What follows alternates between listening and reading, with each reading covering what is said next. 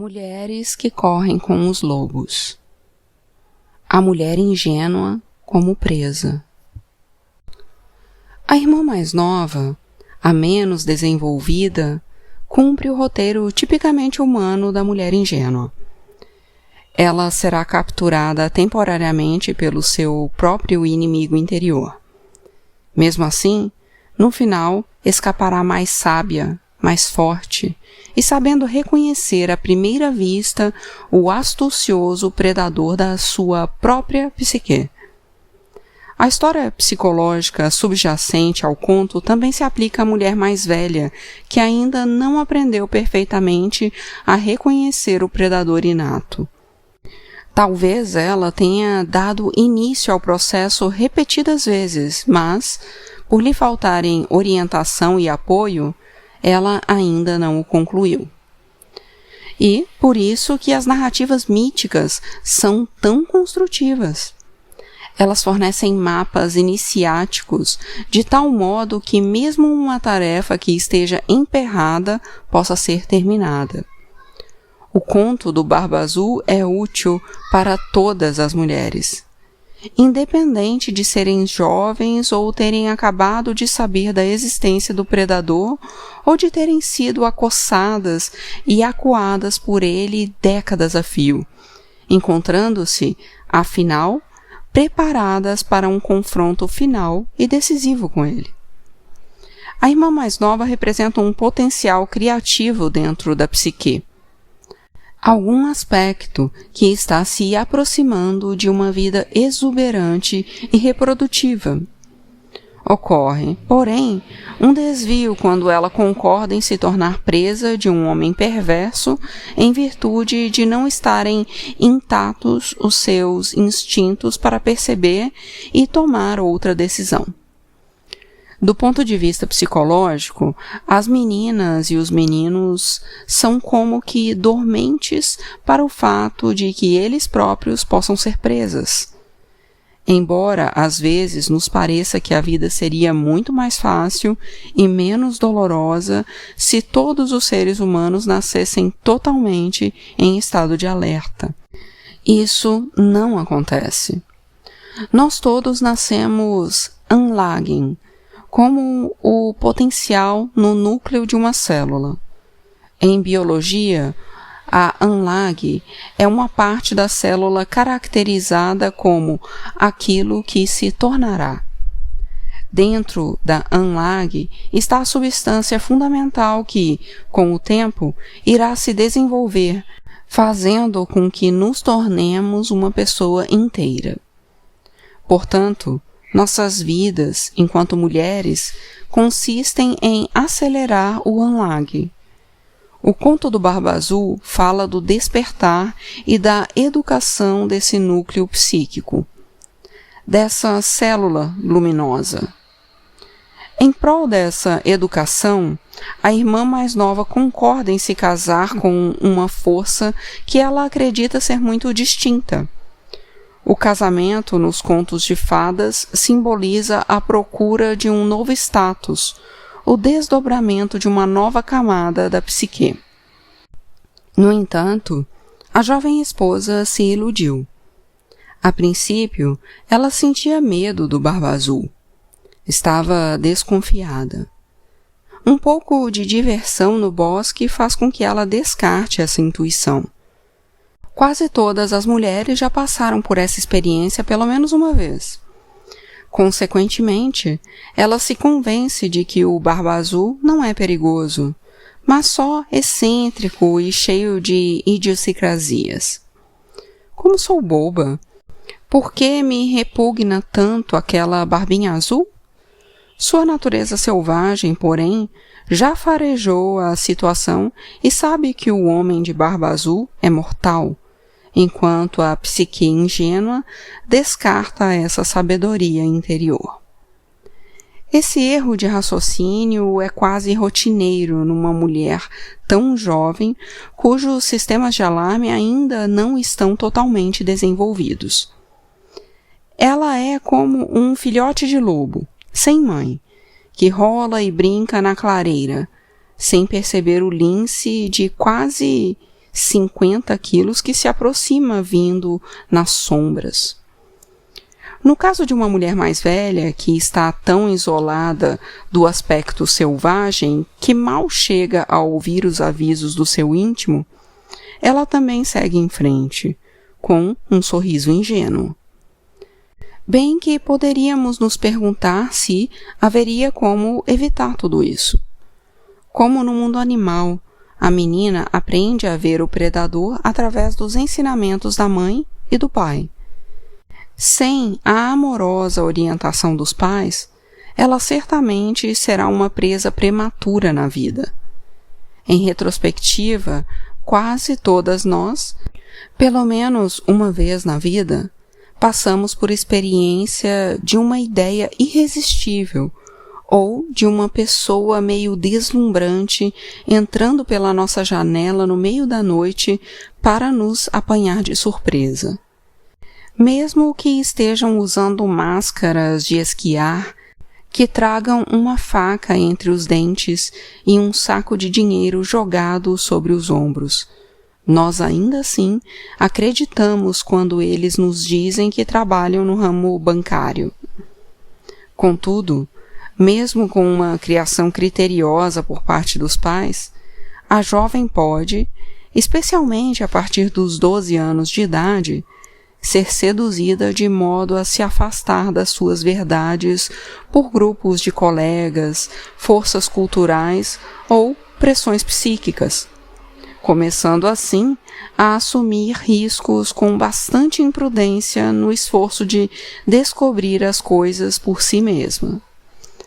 Ao trabalhar com adolescentes mais velhos, que vivem convencidas de que o mundo é bom se ao menos elas conseguirem lidar com ele corretamente, sempre me sinto como um velho cão grisalho.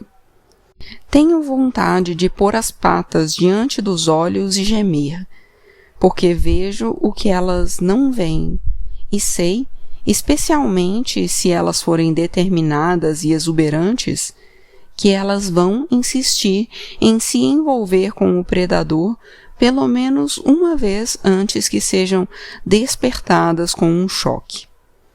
No início das nossas vidas, nosso ponto de vista feminino é muito ingênuo, o que quer dizer que nossa compreensão emocional do que está oculto é muito tênue. No entanto, é assim que todas nós começamos. Somos ingênuas e nos convencemos a entrar em situações muito confusas. Não ser iniciada nos detalhes dessas questões significa estar num estágio da nossa vida em que somos propensas a perceber apenas o que está às claras. Entre lobos, quando a mãe deixa os filhotes para ir caçar, os pequenos tentam acompanhá-la para fora da toca, pela trilha abaixo. A mãe rosna para eles, investe contra eles e apavora os filhotes até que eles voltem atabalhoadamente para dentro da toca. A mãe sabe que os filhotes ainda não têm condição de pesar e avaliar outras circunstâncias. Eles não sabem quem é um predador e quem não é. Com o tempo, ela irá ensiná-los, com rigidez e eficácia.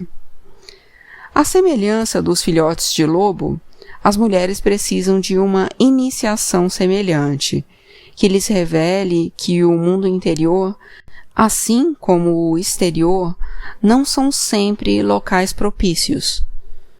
Muitas mulheres não chegam a receber os ensinamentos básicos a respeito de predadores que a mãe loba dá aos filhos, como, por exemplo, se for ameaçador e maior do que você, fuja. Se for mais fraco, pense no que vai fazer. Se estiver doente, deixe-o em paz. Se tiver espinhos, veneno, presas ou garras aguçadas, recue e vá na direção oposta. Se tiver um cheiro bom, mas estiver cercado de garras de ferro, passe direto. A irmã mais nova na história não é só ingênua quanto aos próprios processos mentais e totalmente ignorante quanto ao aspecto assassino da sua própria psique, mas é também capaz de ser seduzida pelos prazeres do ego. E por que não? Todas nós queremos tudo maravilhoso. Toda mulher quer montar num cavalo enfeitado com sinos e sair cavalgando pelos campos sem fim e pela floresta sensual. Todos os seres humanos querem atingir um paraíso prematuro aqui na Terra. O problema é que o ego deseja sentir-se fantástico, enquanto um anseio pelo paradisíaco, quando aliado à ingenuidade, não nos deixa realizadas, mas nos transforma, sim, em alvo para o predador. Essa aceitação do casamento com um monstro é, na realidade, decidida quando as meninas são muito novas, geralmente antes dos 5 anos de idade. Elas são ensinadas a não enxergar e, em vez disso, a adorar todo tipo de esquisitice, quer seja agradável, quer não. É a consequência desse treinamento que a irmã mais nova consegue dizer: bem, até que a barba dele não é tão azul assim.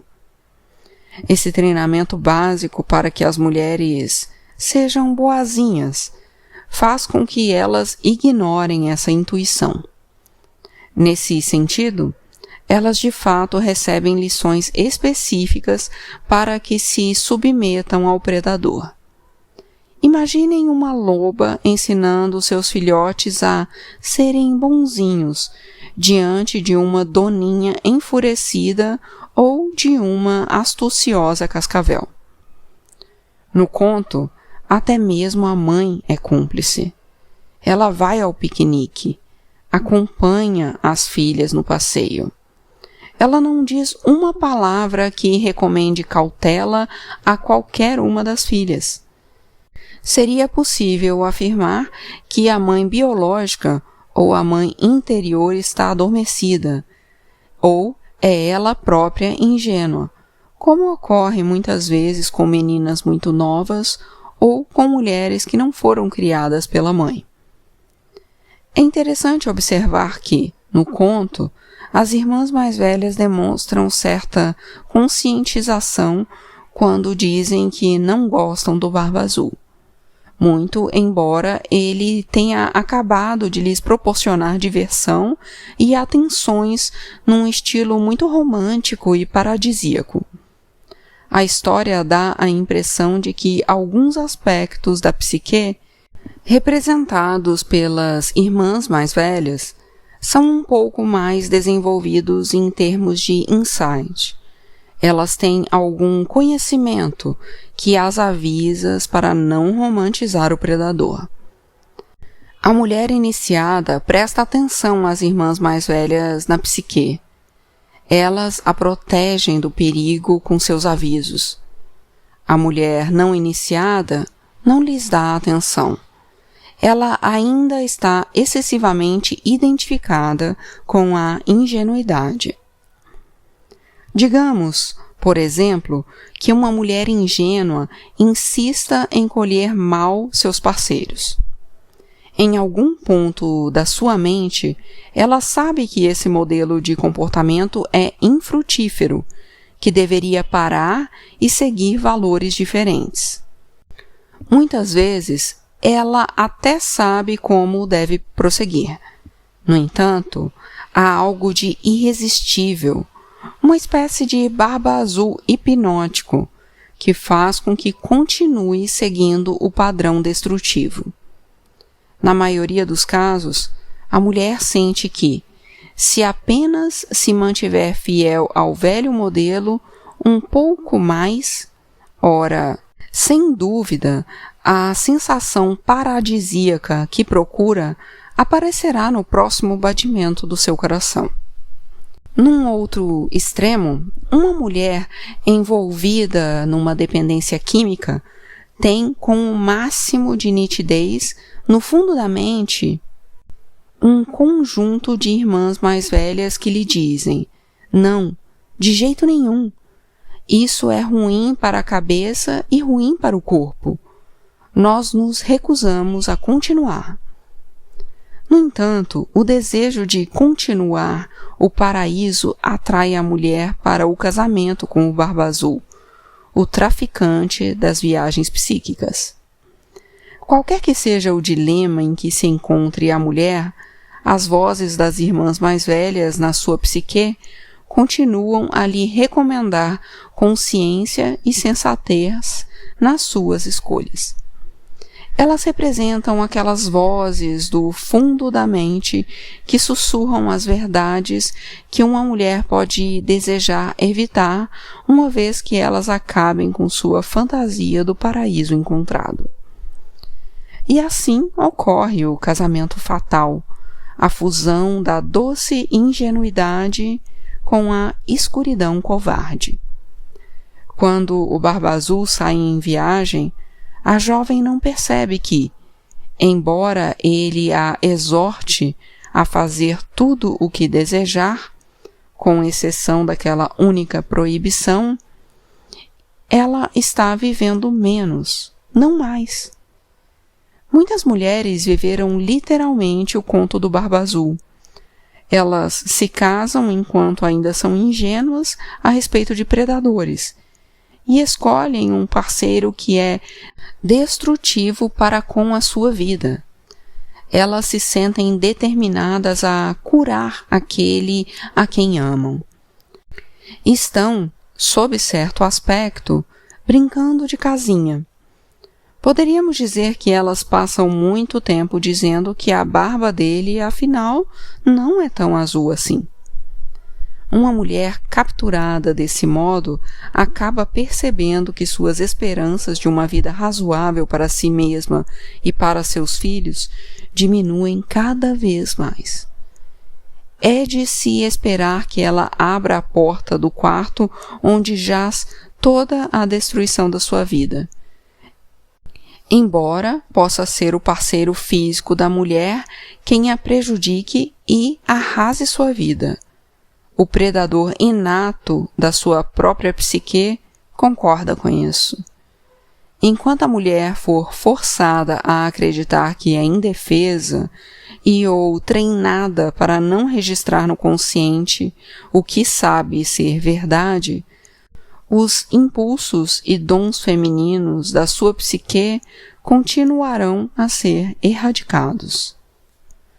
Quando uma alma jovem se casa com um predador, ela é capturada ou reprimida durante uma fase da sua vida que deveria ser de desdobramento.